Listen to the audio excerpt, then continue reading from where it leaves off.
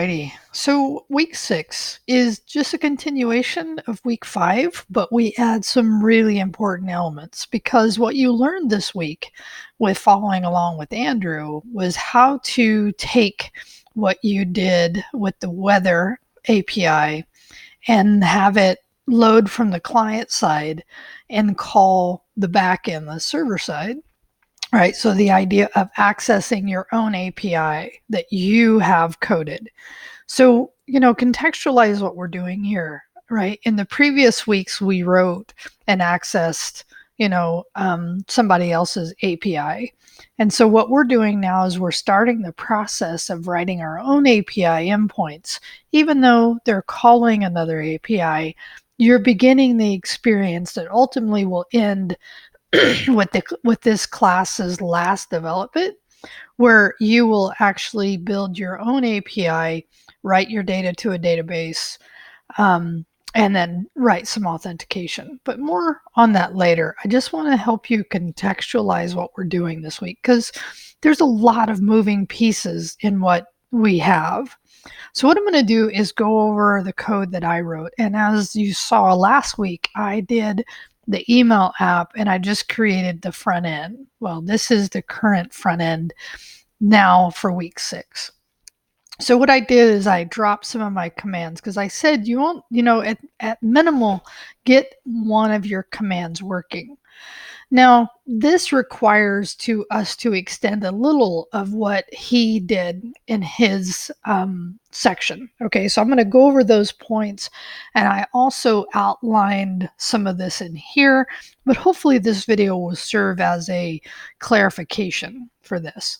Okay, so let me show you how it works, and then I'll come back and look at this. Right, so in my app right now, when I get to the home, it's the sending, right? I'm sending an email, right? So the first thing I did, like I could just put in some email, hello, let's do launch. Actually, one thing I want to do is make this actually larger, but for now it works. So when I hit send here, the difference in what he did on the weather app is I have 3 fields. He had 1. So I'll show you from the client side. But remember, when we're here and we're hitting submit, what we're really doing is hitting the client side code. So before I do it, just to be clear, right?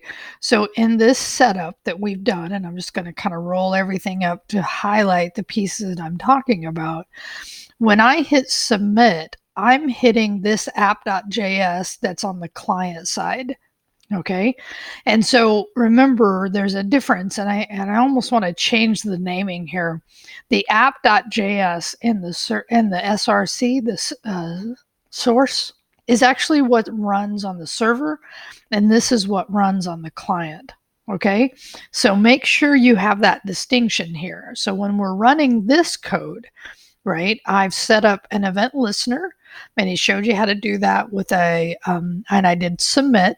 So that means when you click here, this code is going to run. And so what I did is I just set up some values. So here's what I set up some, and he talks about this. And again, if you haven't taken client, this will be a little more mysterious, but most of you have.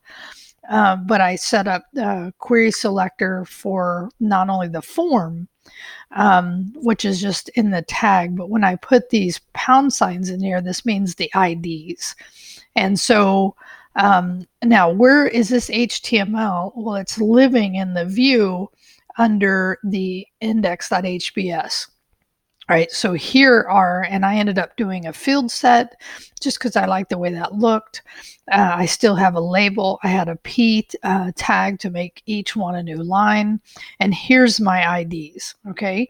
So coming back to here, these are then just references to those DOM elements. So I can either grab their value or clear them if I need to clear them. But I set up that E default, and that is standard when you're working on client side if you don't want it to actually clear the page, and Andrew talked about that a little bit. But I grabbed the values for the send to, the subject, and the body, which corresponds to these 3 field values, okay? And then when I hit submit, it's going to hit And he showed it where you have HTTP localhost, but you can actually make this work either way. But the important part is right here, is I'm actually hitting the endpoint called send, which I'll show you in a second. I'm saying the to, because I'm going to pull this off the query string. In a minute, I'll show you that. I'm going to grab the send to value, and this is the ampersand, right? And subject, sub equals subject, body equals body. So that's how I sent 3 fields versus his 1 field to the server side. Okay, and then I got I do a dot then, and you're going to learn more about promises soon, but this, you can just kind of follow along with the code here. You're going to get a response, and then you have to convert that into JSON. And then I did some logic to where if my data dot error, and I'll show you how I sent that error back, then I update the error message with that information. Else, I just get the success. And I'll show you where that comes from, and then I clear the fields. So in this case, if I hit send, right, this is the success message, and then it clears the fields, and then I have a new email, and it's just showing here just because I console logged it, okay? So now let me show you the server side, right? So this is what happens on the client side. So what happens on the server side, as I said before, is setting in this source app.js.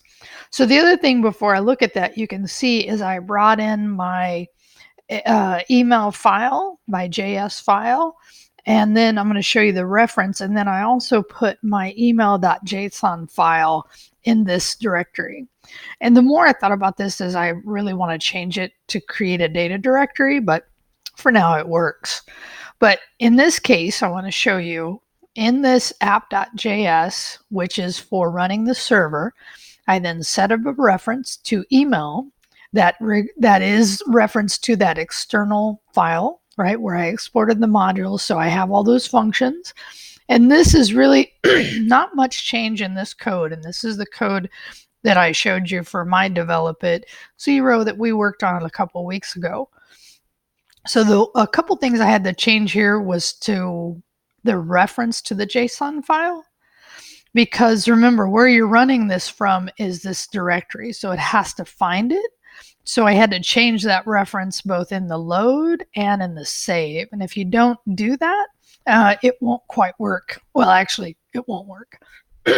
Okay, but everything else, like, so the only, and I'll show you in a second some of the other things I kind of said you don't have to do the full render, but I'll come back to that.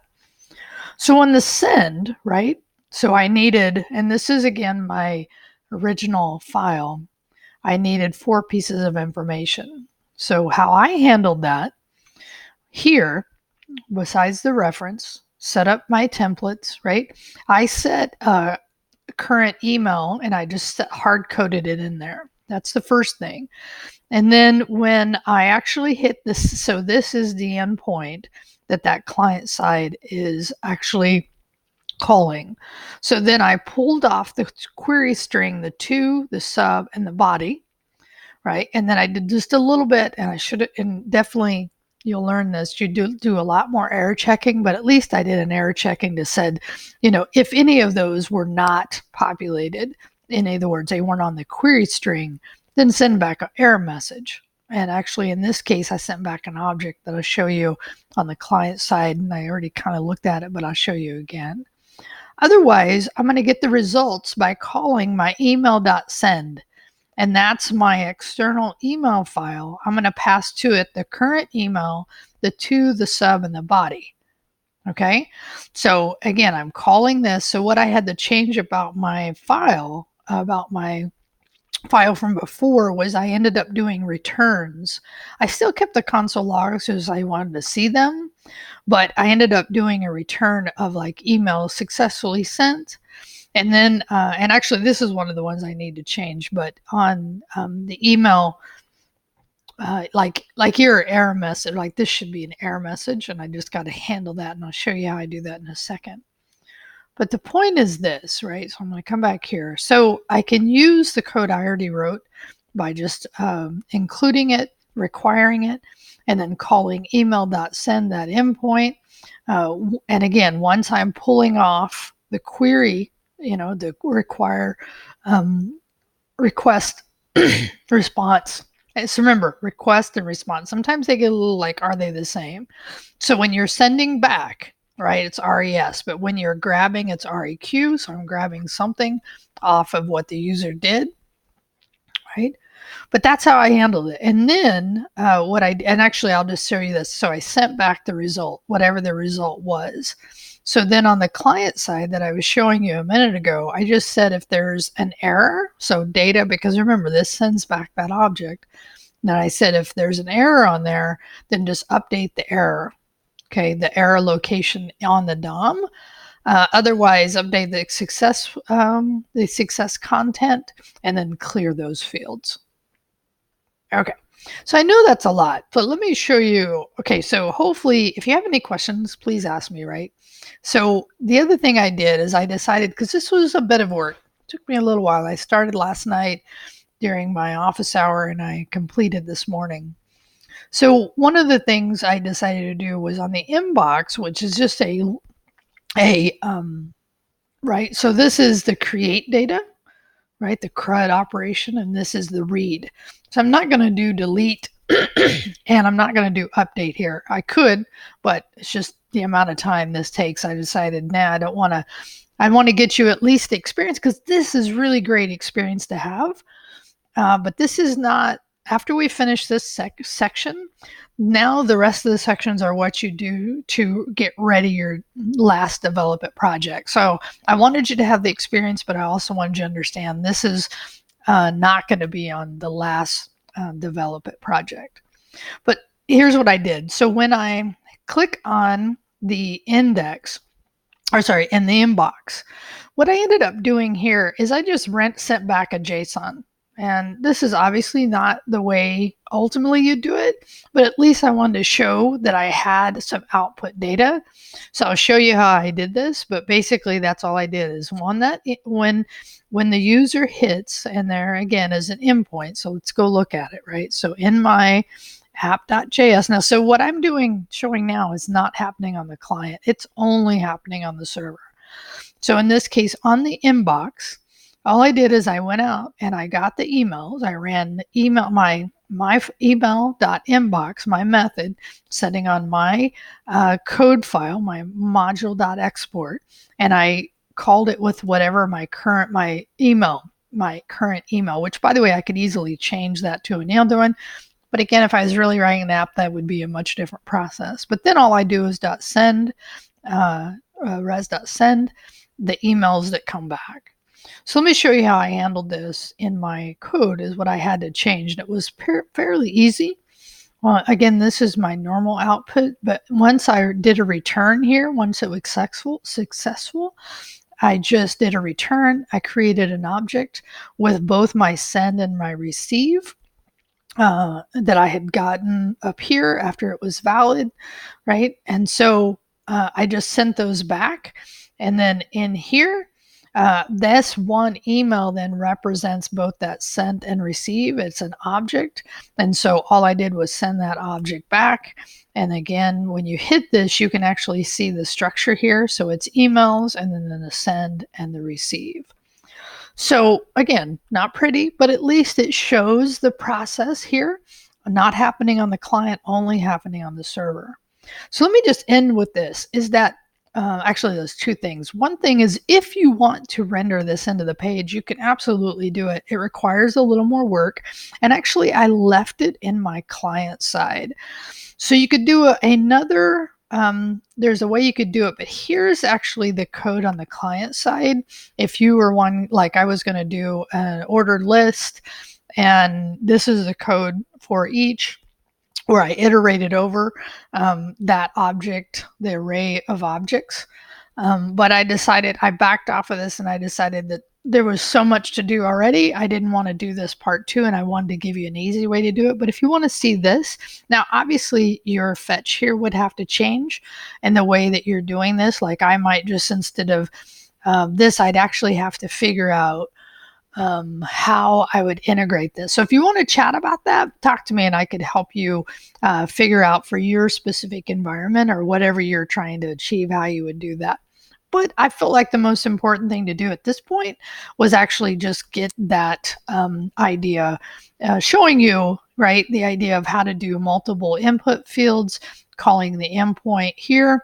And I thought I'm going to make that a little easier because, and this is what I will end with today, the other part of this that I need to do, and I'm going to do next now, is actually do section 9 where we deploy this.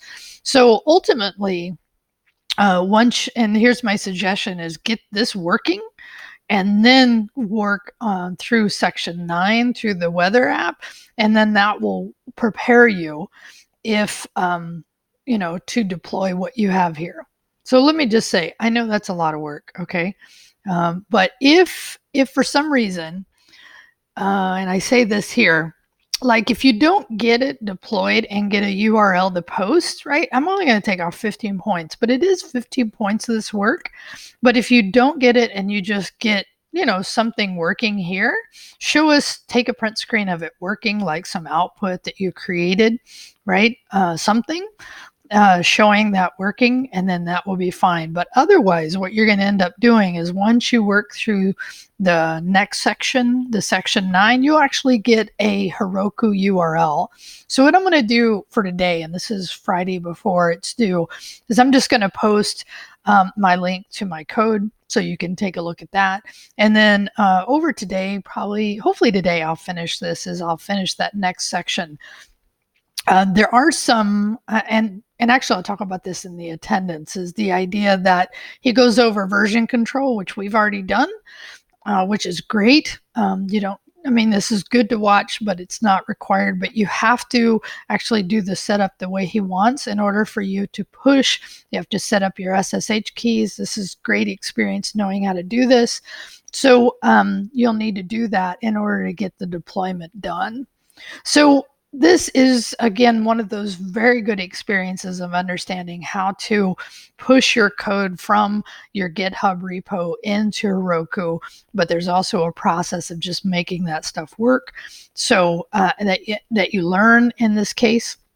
So we anyway, I'm not going to go too far into this because we'll talk about this as we get further along. All right, enough for today. Hope you have fun with this. I know I did. This was actually a great reminder. And again, I extended a little beyond what he did, which is why I want to give you the example of what I wrote and answer any questions you may have. All right, talk to you soon. Bye.